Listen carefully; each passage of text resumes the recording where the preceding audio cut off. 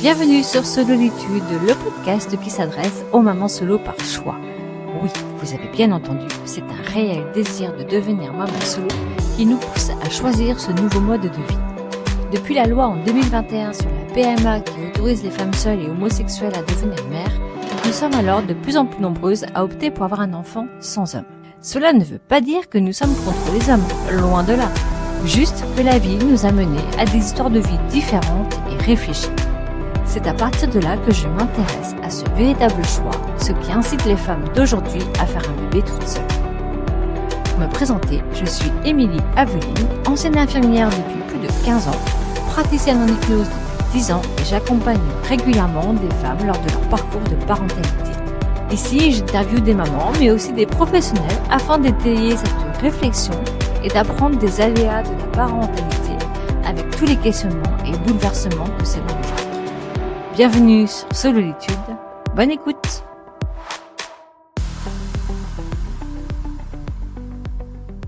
Aujourd'hui, nous retrouvons Ingrid pour la deuxième partie de son histoire. Let's go. Donc j'ai fait le deuil de la relation. Pas le choix. Lui, son fameux coup de foudre n'était pas du tout réciproque, du coup. Aïe, aïe, aïe, ok. Bon. Ça n'a pas du tout fonctionné. J'ai réussi à savoir qui était cette personne, à discuter avec elle et elle m'a bien dit que elle, c'était pas réciproque. Bon. Voilà. Lui a quitté, il est resté, ouais, on a cohabité 2 mois à peu près. Il a trouvé une location, il est parti. Ça a été aussi alors compliqué pour moi, mais alors là, ça a été compliqué pour mon fils par contre. Mais oui. La relation que j'avais avec les violences conjugales, ils n'étaient pas du tout proches, ils s'en occupaient jamais. Euh, c'est passé voilà, assez facilement pour mon fils la rupture, mais là, ils étaient très proches. Ils s'en occupaient beaucoup, ils faisaient plein de choses ensemble et Et, ça. et oui, puis dès le départ. Donc, ouais, voilà, c'était compliqué de gérer cette séparation-là aussi pour tes toi. Oui, oui, là, cette fois-ci, mon fils a eu beaucoup de mal avec la Mm, rupture. mm, mm, mm, mm. Moi, j'ai été en arrêt de travail, donc pour dépression, mon médecin traitant me conseille de voir une psychologue pour me faire aider et surtout pour faire le deuil de ce deuxième enfant. Oui, mais oui. Puisque moi, j'ai presque 34 ans. Je me suis fait opérer pour tomber enceinte, mais finalement, le temps va passer, mes trompes vont se reboucher. Ouais, Une t'as fois de cette plus, pression en plus, et oui. ouais, enfin, je veux pas d'enfant à 40 ans. Une fois de plus, il est hors de question que je me remette en couple. On est bien Non, d'accord. bah non. Bah non, dans ta tête, non. Voilà, donc finalement, je me dis, bah là, maintenant, voilà, c'est foutu. Déjà, je veux plus d'homme dans ma vie et j'aurai jamais de deuxième enfant. Mm. Après tout ça, après le parcours PMA, après une opération, j'ai commencé à avoir une psychologue pour essayer donc de faire le deuil de ce deuxième enfant.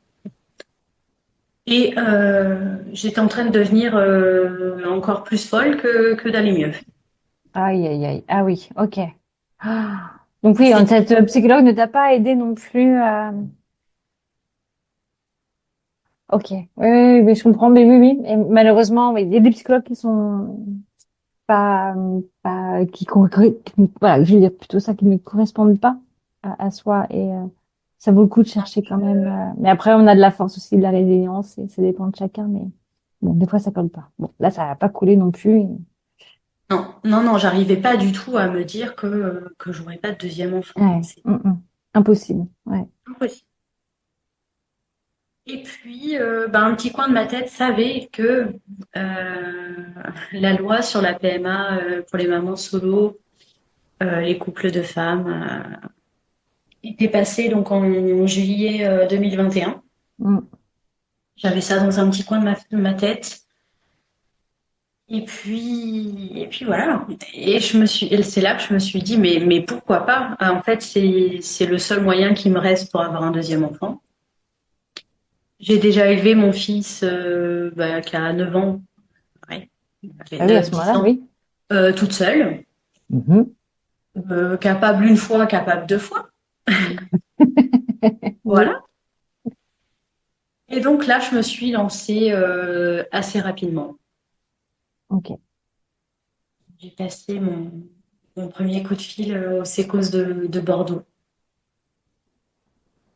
Donc ça, c'était fin 2023. Ok. Mais juste pour revenir, parce que tu étais suivi déjà en PMA, Oui. et t'as pas continué ce suivi avec ces personnes-là? Si, j'ai gardé le Si, même ok, ok, gynécologue, le d'accord. même centre de PMA. Ok, d'accord. Donc ils ont pu poursuivre, mais là, pas d'un projet de couple, mais en projet solo. En projet Ok. solo. Par contre, il fallait absolument que je passe donc par le Sécos, Hmm.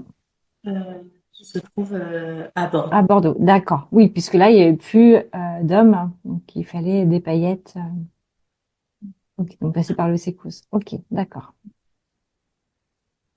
Voilà, et je me suis lancée en me disant, de toute manière, je sais que les délais sont très longs, euh, que ça va pas se faire rapidement. Je me suis quand même dit, si je rencontre quelqu'un, et si, je ne sais pas, dans tous les cas, je peux tout arrêter quand je le veux. Donc voilà, je lance le processus et on verra. Ok. Voilà, sans me prendre la tête. Hmm, Donc, j'ai eu mon premier rendez-vous à Sécos de Bordeaux en début février 2025. Là, j'arrive avec un dossier comme ça déjà, Eh oui, oui, forcément. oui, oui, oui. Toutes les prises de sang ont déjà été faites, tous les examens ont Hmm. déjà été faits, L'opération a été faite. c'est ça. Donc, bon, j'ai déjà pas mal d'avance comparé à beaucoup de filles. Hmm. Je raconte un peu mon parcours, pourquoi les examens, voilà. Mhm. On me dit que tout est bon pour les examens. Alors, je crois que j'ai une prise de sang à faire. Il y a certaines prises de sang qui sont valables que 6 mois. Oui, Après, oui, il il faut faut les refaire, refaire. oui. Hmm, hmm, hmm. Mais voilà, juste une prise de sang à refaire. D'accord. J'ai ensuite mon premier rendez-vous avec la psychologue, Et oui, euh, qui est obligatoire.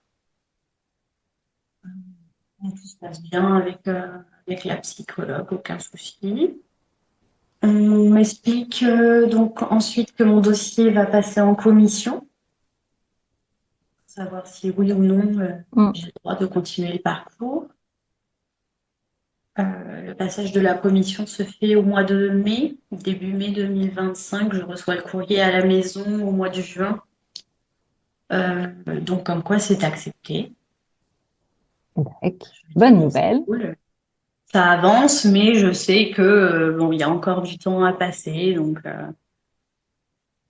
pour l'instant, je fais ma petite vie et je suis très heureuse tout seule avec mon fils, mon travail.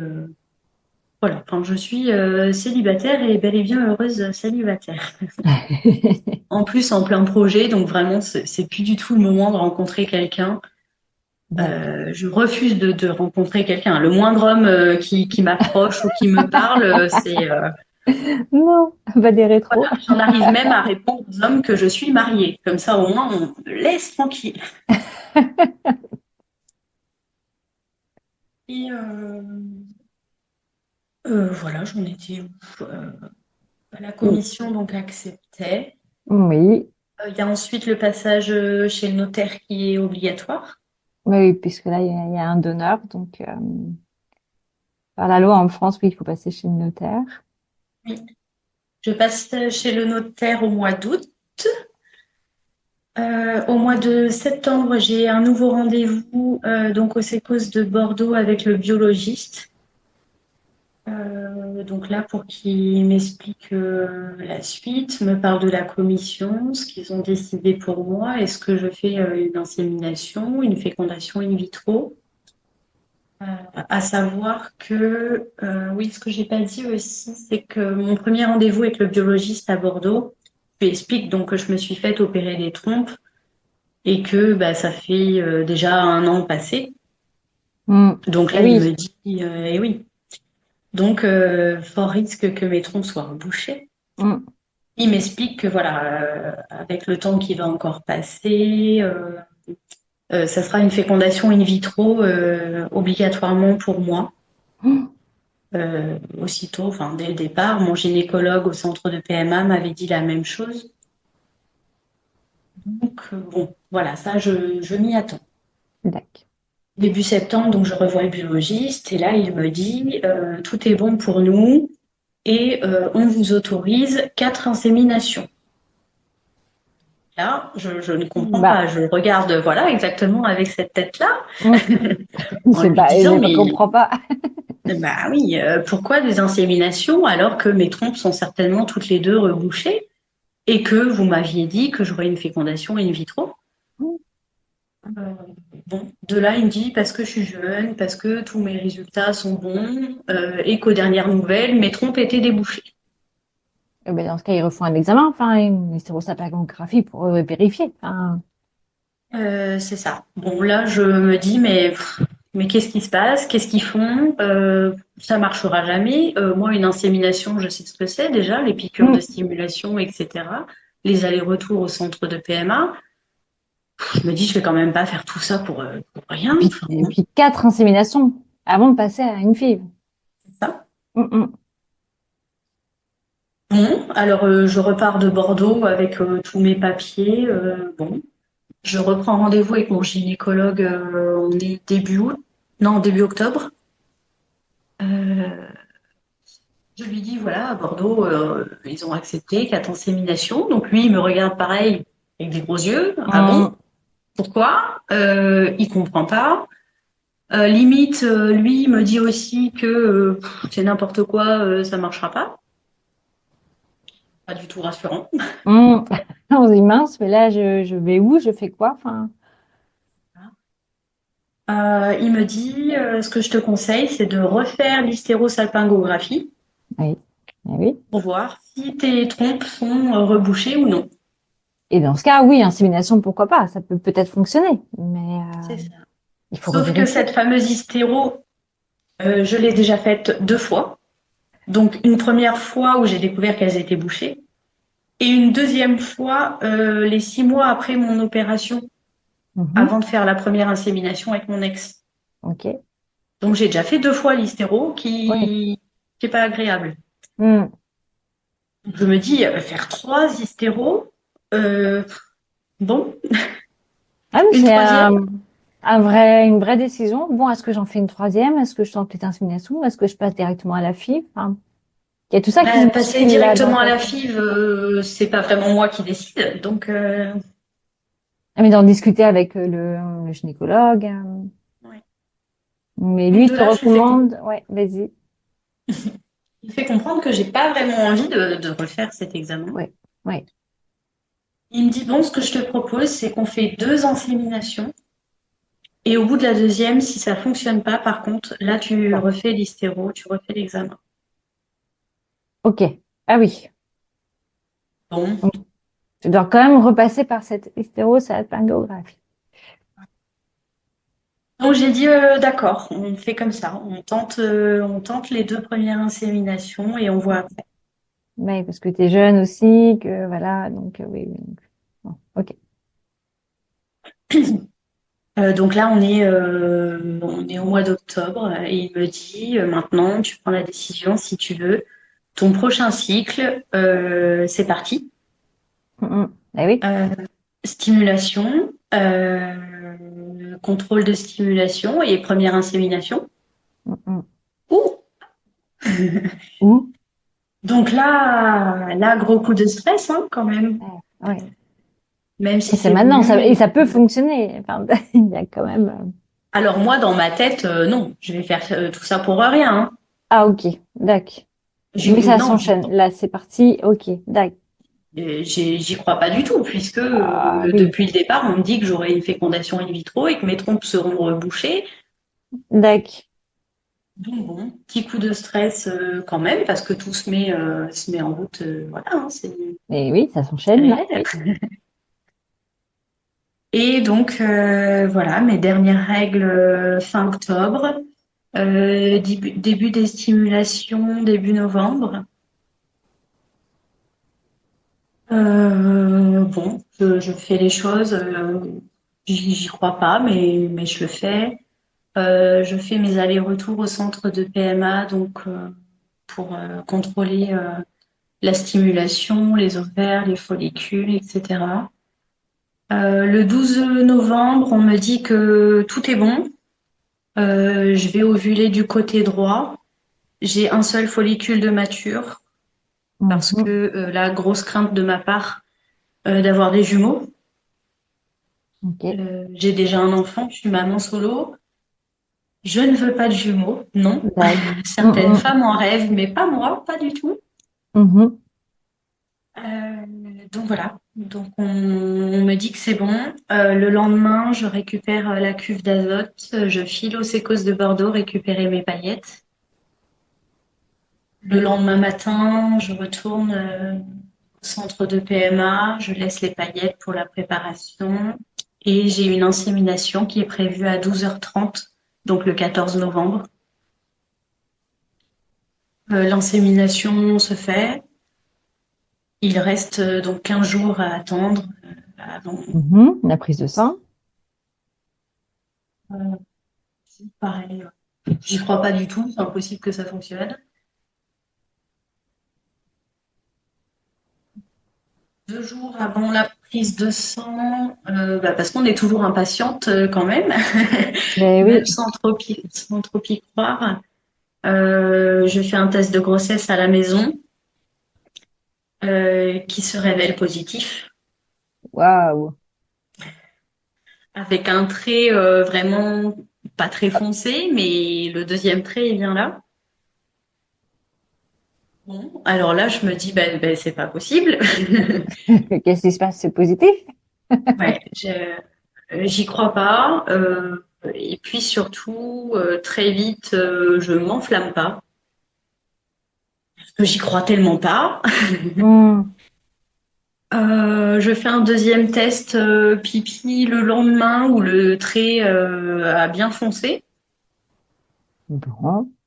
Bon, pareil, je m'enflamme pas. Je me dis de toute façon, avec la poisse que j'ai dans la vie, euh, je vais faire une fausse couche. Enfin, voilà. On m'avait Mhm. expliqué aussi qu'avec l'opération de mes trompes, j'avais beaucoup plus de chances de faire une fausse couche ou une grossesse extra-utérine. Comme mes trompes sont abîmées, il se peut Mhm. que ça reste coincé dans les trompes. Donc je me dis que forcément, ça va être soit l'un, soit l'autre, mais c'est pas Ok. possible, quoi. D'accord. Voilà.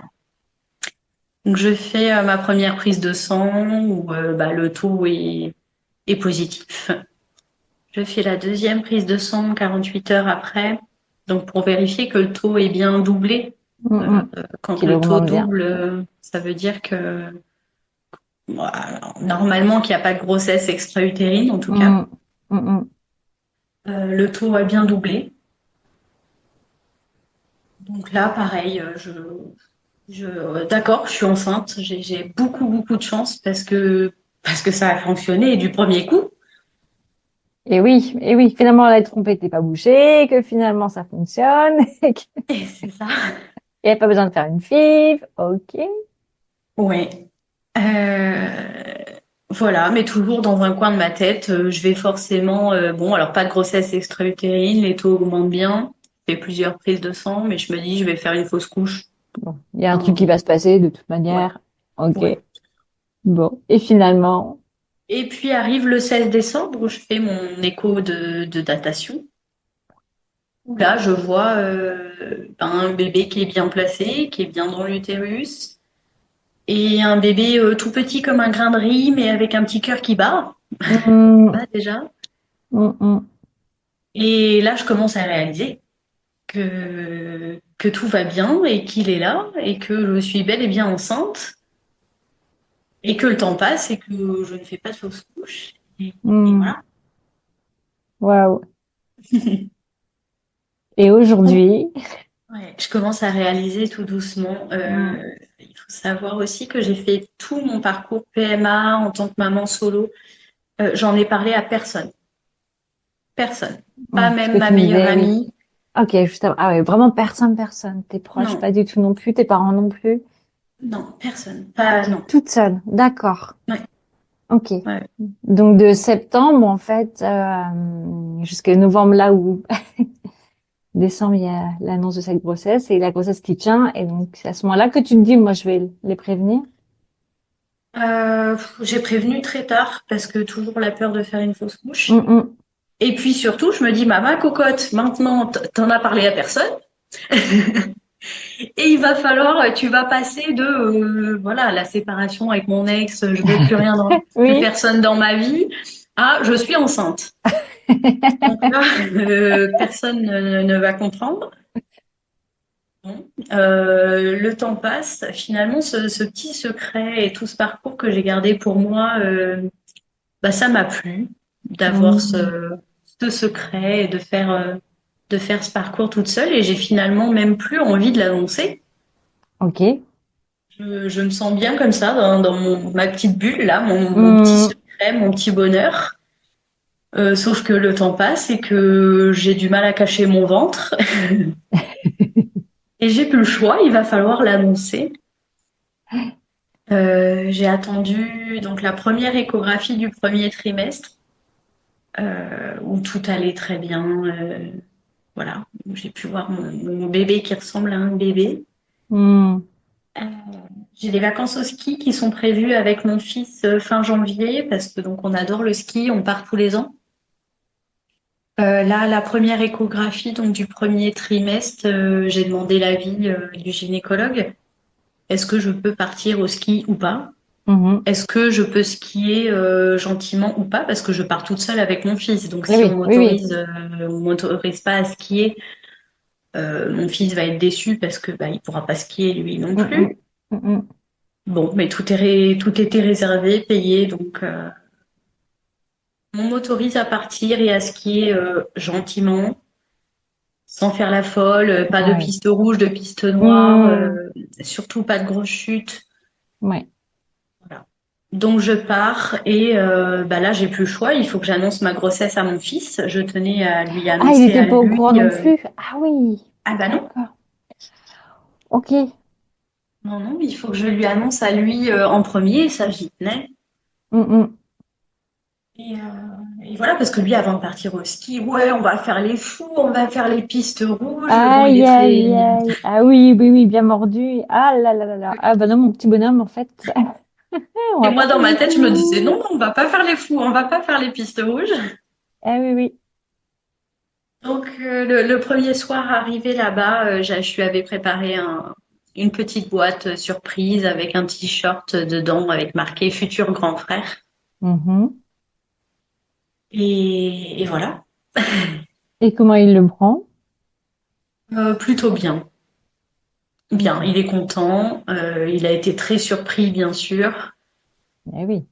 Je lui ai expliqué rapidement les choses. Il est content et inquiet. Un petit peu les deux. Parce que donc je lui annonce ça en étant au ski. Et sa première question, ça a été, mais maman, l'année prochaine, on fait comment pour aller au ski avec un bébé? Ben oui, Bon, évidemment. voilà. Évidemment. Ben oui. Donc je lui ai expliqué à ce moment-là que je ne savais pas, que pour l'instant, j'avais pas de solution. Bon, alors déjà, il a commencé à se dire, bon, ouais, Bon, maman, ça elle me plaît attend un un peu bébé, enfin, moins. c'est pas si cool que ça, on va pas pouvoir partir au ski, quoi. Ça me plaît un peu moins, cette histoire-là. Je suis content, mais là, je vais être un peu moins content. Sa deuxième question, ça a été, mais à la maison, on va le mettre où? Eh ben oui. Alors, je lui dis, écoute, Titouan, on a quand même une maison de 130 mètres carrés, quatre chambres et deux salles de bain. Oh, il y a de la place pour bébé. On va peut-être commencer, enfin, on va réussir à lui trouver une petite place quand même. Et il m'a redit, oui, mais on va le mettre où? Sa chambre, elle va être où? Hmm. Et je lui ai expliqué, là aussi, il n'a pas aimé que la salle de jeu n'allait plus être salle de jeu. Aïe. Donc bon, Ça faisait beaucoup pour lui, là. Mince. Il y a plein de choses décidément, qui ce ont bébé, c'est changé. pas trop un cadeau pour lui. Hum, hum. Je lui dis, Titouan, maintenant, t'as 11 ans, ta salle de jeu, franchement, les petites voitures, tout ça, tu joues plus. Hein, à 11 ans, il est plus souvent dehors, on va jouer au foot ou bah, les écrans. Hein. Hum. Voilà, donc la salle de jeu avec les petites voitures, tu n'y vas plus, donc bon. Bon. Voilà, ces petites inquiétudes, mais bon, maintenant, ouais, ça va Ouais. mieux. Après, oui, c'est de le faire avec lui, de voir qu'est-ce qu'il a envie de garder aussi, parce que même s'il les joue plus, c'est ses souvenirs, ses jouets. Oui, Après, oui, tout bien sûr. ça Moi, je vais avec pas lui. tout. Voilà, non, non, non, surtout Non. pas. Et, oui, qu'il y a des choses qui vont changer, mais il a toujours sa place et que ces petites voitures, il y en a qui peut Oui, garder. oui, là, on est en train de refaire sa chambre. Je lui change toute sa chambre. On est en train de Hmm, réorganiser, trouver des rangements. Voilà, ok, pour déménager la salle de jeu et ok, faire super. la chambre du futur bébé. Ouais, ouais, puis vraiment de l'intégrer, tu vois, dans cette dynamique, qu'il soit Oui. acteur aussi de tout ce qui se passe et pas juste Ah oui, passif oui. à voir, ah, il y a plein de changements et je suis mis de côté, en fait. Non, non, non, non, tu fais partie de l'histoire Je et fais participer. Hmm, Voilà, là, on a changé sa chambre. C'est lui très bien. Ouais, super. qui l'a décidé. Ok. D'accord. On n'arrive pas très loin de la fin du podcast. On va juste parler aussi bah, de tes parents, l'annonce à tes parents. Oui, j'ai annoncé la grossesse à mes parents, bah, au retour du ski, hein, parce que mon fils, forcément, il allait pas pouvoir garder le Bah secret ouais, très non. longtemps. Ah non, bien sûr. Donc, l'annonce à mes parents, et puis s'en est suivi toute la famille et les amis. Mm, mm. Mes parents ont été surpris, mais très contents. En même temps, ils connaissent bien sûr très bien mon passé. Ils savent tout ce que j'ai vécu. Ils savaient que c'était très compliqué pour moi d'essayer de faire le deuil de ce deuxième enfant. Donc, donc ils l'ont très bien pris. Ils ont très bien compris. Comme toute ma famille et tous mes amis, tout le monde a très bien compris ce choix. Waouh, super. Et donc là, aujourd'hui, tu es enceinte de combien?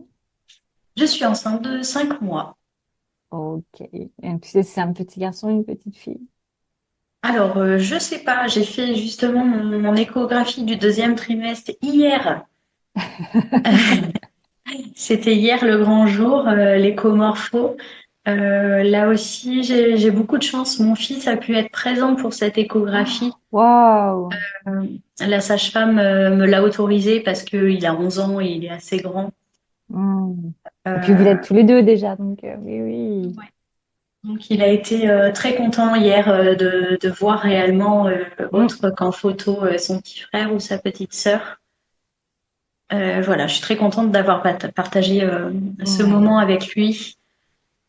Ok. Pour le sexe, on va le savoir que dimanche. Alors désolée, je peux pas, je peux pas vous le dire.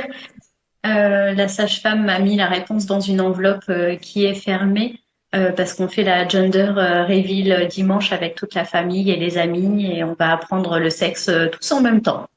D'accord, donc tu ne sais pas non plus le sexe de ton bébé. Ok, tu vas découvrir Et avec tout ben le non, monde ensemble. j'aurais pu le savoir hier, mais voilà, on a décidé de faire comme Oh, génial. ça et de tous le découvrir en même temps. Ok, et donc qu'est-ce que c'est cette garden party? Comment tu l'as appelé? Gender reveal, C'est-à-dire? c'est en anglais, hein, donc Oui, oui, oui, oui, oui. c'est Ah, donc, euh, ah, ok. la révélation du genre, Ah, ok, d'accord. Très la bien. révélation du sexe du bébé. Ok, ok, ok. Très bien. Donc là, tu vas découvrir en Voir même un temps. petit peu sur les réseaux. Bon, c'est un petit peu la mode. Il y a plein de gens qui font ça avec un Exact. genre de Oui, oui, oui. fumigène Oui, oui, de oui, je vois couleur très bien, bleu mais je ou connaissais rose. pas le nom. Ok, d'accord. Il y a des gens qui appellent ça la baby shower Oui, aussi. voilà. Oui, c'est ce nom-là que je connaissais. Ok, tac. Génial. Waouh, trop bien. Ok. Donc Et hier, voilà. On a fait l'échographie et tout va très bien, tout est parfait, bébé est en pleine forme. Voilà. bon, ça roule. Génial. Ok. On est à la fin de l'interview. Je pense que si tu es OK, d'ici 6 mois, je te recontacte et puis pour faire un point, où t'en es, et puis bébé sera arrivé. Est-ce que le terme est prévu là pour Donc le quand? 14 août. OK, donc il sera déjà là. Selon les disponibilités, tout ça, si t'es OK, de faire un petit point. Avec ce deuxième enfant tant désiré, tant voulu, bah, qui est présent là, qui est dans ton ventre. Et pourquoi est-ce que tu as accepté alors à faire, de faire cette interview? Pour dire aux autres mamans qui pourraient vivre des choses difficiles comme moi que quand on veut, on peut, qu'il faut être très patient, très très patient dans la vie, mais que voilà, avec plein de patience et du courage, on peut réaliser ses rêves. Le parcours PMA est vraiment pas facile. En plus, moi, j'ai décidé de le continuer seule et bon, c'était mon choix, mais je sais que pour beaucoup, c'est quand même difficile de cacher les choses. On a souvent besoin de parler, d'être assuré, de dire à quelqu'un que l'hystéro, ça fait mal, même si pour certaines, il n'y a pas de douleur. Mais, mais voilà, enfin, faut pas baisser les bras et surtout continuer d'y croire. Hmm. Waouh, super. Je garde ce petit mot pour la fin. Je suis aujourd'hui pleinement consciente de la chance que j'ai et très très heureuse de vivre tout ça. Donc, Merci beaucoup et à bientôt. Merci d'avoir écouté cet épisode. J'espère qu'il vous a plu. Vous pouvez m'aider en vous abonnant, en appuyant sur le petit cœur, liker et aider les autres parents qui en auraient besoin en partageant ce podcast autour de vous. Vous pouvez retrouver toutes les émissions sur le site internet de Sololitude, sur la page Facebook et Instagram au nom de Sololitude et de Emilie.Aveline. Donc Emilie c'est EMILIE.Aveline AVELINE. À bientôt pour un prochain épisode de Sololitude.